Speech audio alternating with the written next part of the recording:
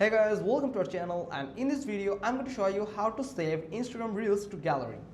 First you just need to open the Instagram application, then tap on the Reels icon to get the Reels.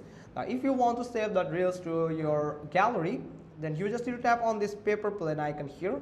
Then you just need to search for the download icon.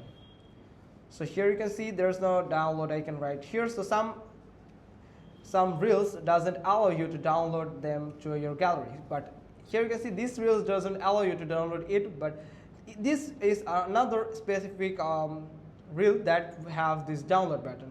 So you can just tap on this download button here and you can just download it, and it will download without that audio. Now download it, you have to download a reels without audio, and here you can see that download has finished. So let's see if it's saved to your gallery or not. Here you can see it has just saved to my gallery. So that's how you can just simply download or save the Instagram Reels to your gallery.